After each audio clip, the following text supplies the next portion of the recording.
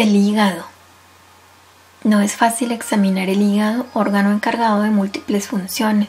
Es uno de los más grandes del ser humano y el principal del metabolismo intermediario, o expresado gráficamente, el laboratorio de la persona. Repasemos de forma esquemática sus funciones más importantes. Primero, almacenamiento de energía. El hígado produce glucógeno, fuerza, y lo almacena, unas 500 kilocalorías. Además, transforma en grasa los hidratos de carbono ingeridos, los cuales son almacenados en los depósitos distribuidos por el cuerpo. Segundo, producción de energía. Con los aminoácidos y grasas ingeridos con la alimentación, el hígado produce glucosa, energía. Las grasas van al hígado, donde son utilizadas en la combustión para la obtención de energía. Tercero, metabolismo de la albúmina. El hígado puede tanto desintegrar los aminoácidos como sintetizarlos. Por ello, el hígado es el elemento de unión entre la albúmina, proteína del reino animal y vegetal, procedente de los alimentos, y la del ser humano. La albúmina de cada especie es totalmente individual, pero los elementos que la componen, los aminoácidos, son universales. Ejemplo, casas diferentes, albúmina, construidas con idénticos ladrillos, aminoácidos. Las diferencias entre la albúmina de los vegetales, los animales y los humanos consisten en la ordenación de los aminoácidos. El orden de los aminoácidos está decodificado en el ADN. Cuarto, desintoxicación. Las toxinas, tanto las del cuerpo como las ajenas a él, son desactivadas e hidrolizadas en el hígado para poder ser eliminadas por la vesícula o los riñones. También la bilirrubina, producto de la desintegración de la hemoglobina, el colorante de la sangre, debe ser transformada en el hígado para poder ser eliminada. La perturbación de este proceso produce la ictericia. Finalmente, el hígado sintetiza la urea, que es eliminada por los riñones. Hasta aquí una rápida ojeada a las funciones más importantes del polifacético hígado. Empecemos nuestra interpretación simbólica por el punto citado en último lugar, la desintoxicación. La capacidad del hígado para desintoxicar presupone la facultad de diferenciación y valoración, porque quien no puede diferenciar lo que es tóxico de lo que no lo es, no puede desintoxicar. Los trastornos y afecciones del hígado, por lo tanto, denotan problemas de valoración, es decir, señalan una clasificación errónea de lo que es beneficioso y lo que es perjudicial, alimento o veneno. Es decir, mientras la valoración de lo que es tolerable y cuánto se puede procesar y digerir se efectúa correctamente, nunca se producen excesos, y son los excesos los que hacen enfermar al hígado. Exceso de grasas, exceso de comida, exceso de alcohol, exceso de drogas, etc. Un hígado enfermo indica que el individuo ingiere con exceso algo que supera su capacidad de proceso, denota inmoderación, exageradas ansias de expansión e ideales demasiado ambiciosos. El hígado es el proveedor de energía. El enfermo del hígado pierde esta energía y vitalidad, pierde su potencia, pierde el apetito, pierde el ánimo para todo aquello que tenga que ver con las manifestaciones vitales, y así el mismo síntoma corrige y compensa el problema creado por el exceso. Es la reacción del cuerpo a la incontinencia y a la megalomanía, y exhorta a la moderación. Al dejar de formarse coagulante, la sangre savia vital se hace muy fluida y se le escurre al paciente. Por la enfermedad, el paciente aprende moderación, sosiego, continencia y abstinencia, sexo, comida y bebida, proceso que ilustra claramente la hepatitis. Por otra parte, el hígado tiene una marcada relación simbólica con el terreno filosófico y religioso, afinidad quizá difícil de apreciar para muchos. Recordemos la síntesis de la albúmina. La albúmina es la piedra angular de la vida. Se compone de aminoácidos. El hígado produce la albúmina humana a partir de la albúmina animal y vegetal contenida en la alimentación, cambiando el orden de los aminoácidos. En otras palabras, el hígado, conservando los componentes aminoácidos, modifica la estructura espacial, con lo que determina un salto cualitativo, es decir, un salto evolutivo desde el reino vegetal y animal al humano. Pero al mismo tiempo se mantiene la identidad de los componentes, asegurando así la unión con el origen. La síntesis de la albúmina es, a escala microcósmica, un proceso equivalente a lo que en el macrocosmos se llama evolución. Mediante modificación del modelo con los elementos originales, se crea la infinita diversidad de las formas. En virtud de la homogeneidad del material, todo permanece ligado entre sí, por lo cual los sabios enseñan que todo está en uno y uno está en todo. Otra forma de expresión de esta idea es religio, literalmente religazón.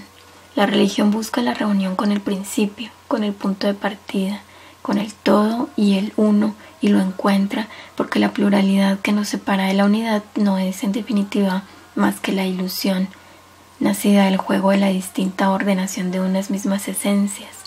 Por ello solo puede hallar el camino del origen aquel que no se deja engañar por la ilusión de las formas. La pluralidad y la unidad. En este campo de tensión actúa el hígado. Enfermedades hepáticas. El enfermo del hígado debe plantearse las siguientes preguntas. ¿En qué orden he perdido la facultad de valorar con precisión? ¿Cuándo soy incapaz de distinguir entre lo que puedo asimilar y lo que es tóxico para mí? ¿Cuándo he sido incapaz de moderarme? ¿Cuándo he tratado de volar demasiado alto? ¿Cuándo me he pasado? ¿Me preocupo el tema de mi religión, mi religazón con el origen, o acaso la multiplicidad me impide ver la unidad? ¿Ocupan en mi vida los temas filosóficos una parcela muy pequeña? ¿Me falta confianza? La vesícula biliar.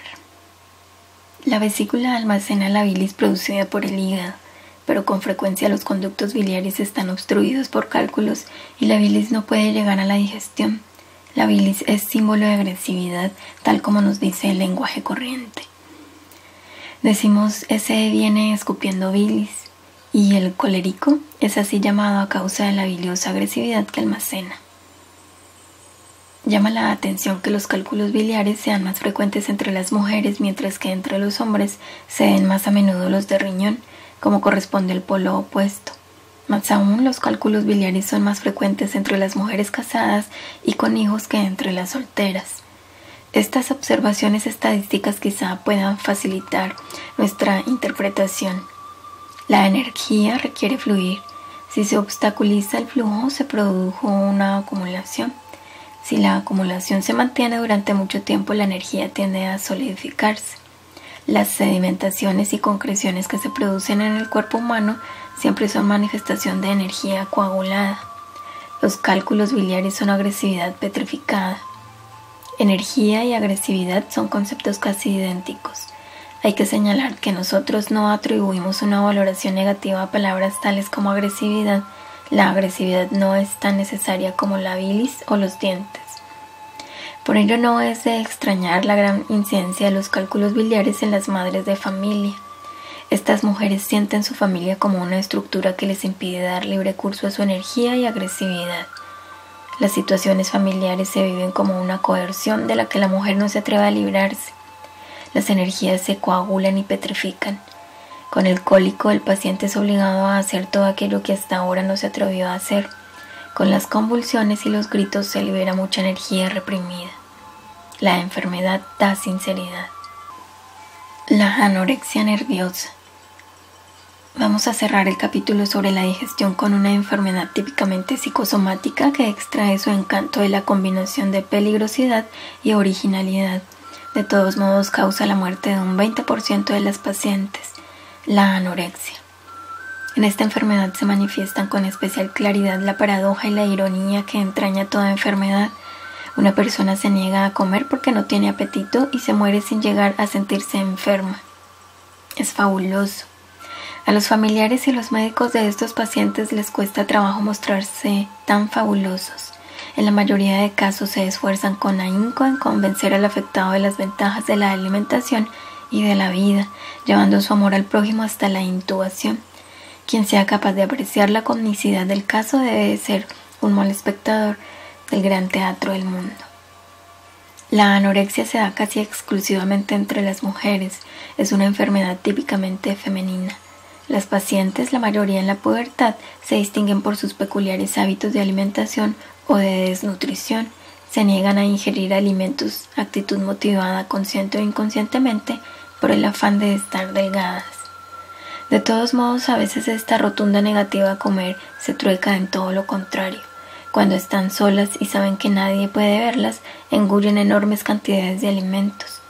Son capaces de vaciar el frigorífico por la noche, comiendo todo lo que encuentran, pero no quieren retener el alimento dentro del cuerpo y se provocan el vómito.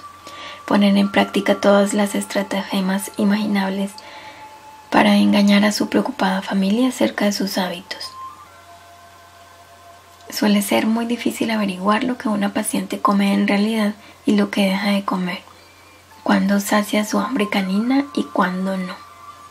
Cuando comen prefieren cosas que casi no pueden considerarse comida: limones, manzanas verdes, ensaladas ácidas, es decir, cosas con pocas calorías y escaso valor alimenticio. Además, estas pacientes suelen tomar laxantes a fin de librarse cuanto antes de lo poco que comen. Tienen también mucha necesidad de movimiento, dan largos pasos y carreras para quemar una grasa que no han ingerido, lo cual, dado la debilidad general de las pacientes, es realmente asombroso. Llama la atención el altruismo de las anoréxicas, que las hace cocinar con primor para los demás. No les importa guisar, servir y ver comer a los demás con tal de que no las obliguen a acompañarles. Por lo demás gustan de la soledad. Muchas anoréxicas o no menstruan o tienen problemas con la regla. Repasando los síntomas detrás de esta patología encontramos afán de ascetismo. En el fondo está el antiguo conflicto entre espíritu y materia, arriba y abajo, pureza e instinto. La comida alimenta el cuerpo, es decir, el reino de las formas. La negativa a comer es la negación de la fisiología. El ideal del anoréxico es la pureza y la espiritualidad. Desea librarse de todo lo grosero y corporal, escapar de la sexualidad y del instinto. El objetivo es la castidad y la condición asexuada. Para conseguirlo hay que estar lo más delgado posible, porque si no aparecerían en el cuerpo unas curvas reveladoras de su feminidad, y ella no quiere ser mujer. No solo se tiene miedo a las curvas por ser femeninas, es que además un vientre abultado recuerda la posibilidad del embarazo. El repudio de la propia feminidad y de la sexualidad se manifiesta también en la falta de la regla. El ideal supremo de la anoréxica es la desmaterialización. Hay que apartarse de todo lo que tiene que ver con lo bajo y material. Desde la perspectiva de semejante ideal de ascetismo, el anoréxico no se considera enfermo ni admite medidas terapéuticas dirigidas únicamente al cuerpo, ya que precisamente del cuerpo quiere apartarse. En el hospital burla la alimentación forzada, escamoteando con habilidad, por medios cada vez más refinados, todos los alimentos que se le dan. Rechaza toda ayuda y persigue denodadamente su ideal de dejar tras de sí todo lo corporal en aras de la espiritualidad. La muerte no se considera amenaza, ya que es precisamente lo que está vivo, lo que tanta angustia provoca. Todo lo redondo, suave, femenino, fértil, instintivo y sexual inspira temor. Se tiene miedo a la proximidad y el calor. Por ello, las personas que sufren anorexia nerviosa no suelen comer con otras personas. Reunirse alrededor de una mesa para comer juntos es, en todas las culturas, un ritual antiquísimo que fomenta calidad, cordialidad y compenetración. Pero precisamente esta compenetración es lo que da miedo a la anoréxica.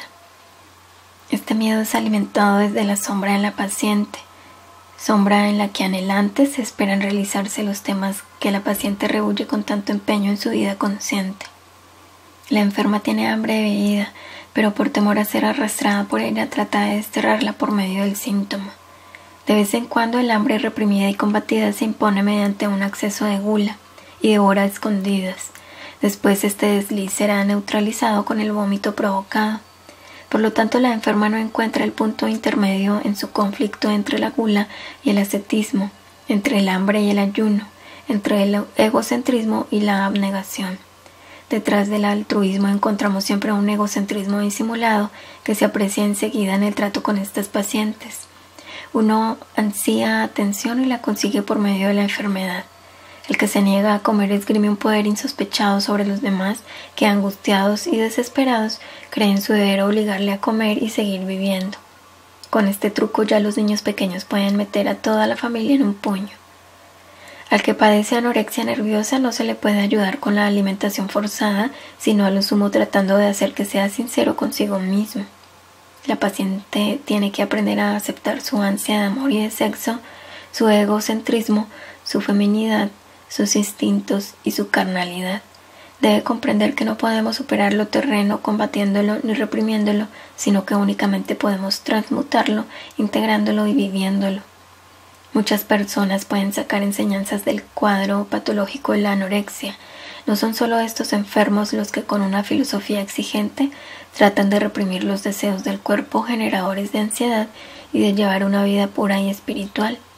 Estas personas pasan por alto con facilidad que el ascetismo suele proyectar una sombra y la sombra se llama deseo.